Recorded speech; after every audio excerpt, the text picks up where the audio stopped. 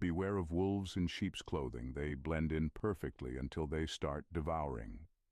In a world where everyone seems friendly on the surface, some people aren't just bad news.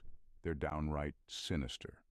While society may tell us to forgive, forget, or give people the benefit of the doubt, there are individuals whose intentions seem to twist and distort every good thing around them. Think it sounds dramatic? Studies show that 1 in every 25 people may fit the criteria of a sociopath, individuals who thrive on control, manipulation, and deception. Now imagine if they were more than just difficult, if they were placed in your life with a darker purpose. We've all met people who leave us feeling drained, manipulated, or just plain uneasy.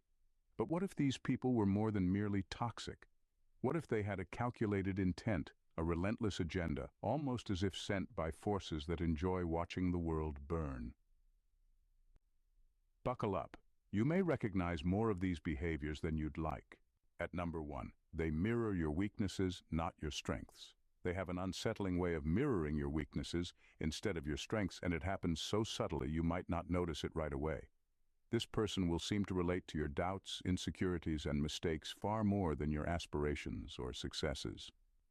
If you open up about a fear or a struggle, they're right there, amplifying it under the guise of understanding or empathy. They don't do this out of genuine concern. Rather, they want you to feel that these weak points are a permanent part of who you are. By subtly reflecting your vulnerabilities, they make you feel like you're seeing yourself clearly. But it's a version of yourself that's incomplete and distorted.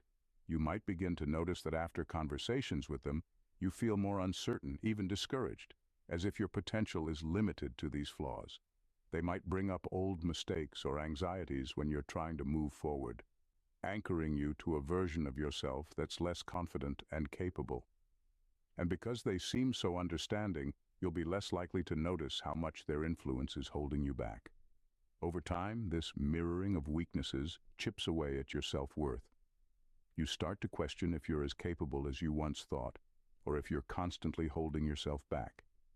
The insidious part is that they'll often frame their comments as helpful observations, never outright criticisms. It's their way of embedding themselves into your self-image, making you believe they get you on a deeper level.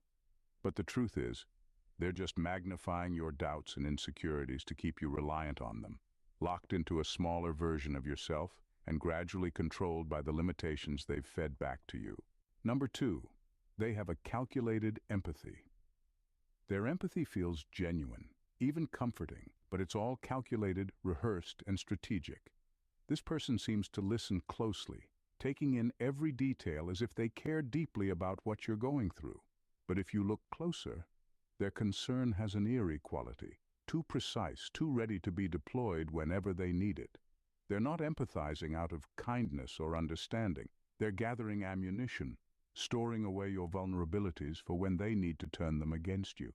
They'll often say things like, "I understand," or "I know exactly how that feels," creating the illusion of a deep connection.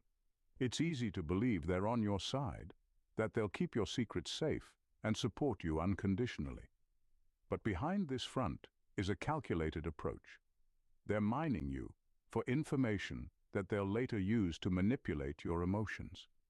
In moments of tension, they'll bring up your past confessions, twisting them into reminders of your weaknesses or even justifying their actions by pointing out your own flaws. This type of empathy feels different because it never leads to real healing or closure. Instead of helping you grow, they keep you tethered to your wounds. They may bring up your insecurities, couching them in terms of support or honesty, but it's really a way to keep you feeling small and self-doubting. When things go wrong, they'll use what you've told them to steer conversations and situations to their advantage, making you feel indebted, guilty, or insecure. This empathy, which should be healing, is instead designed to make you question yourself and trust them more. It's not compassion. It's a weapon disguised as understanding, and it leaves you feeling more vulnerable and reliant on them each time.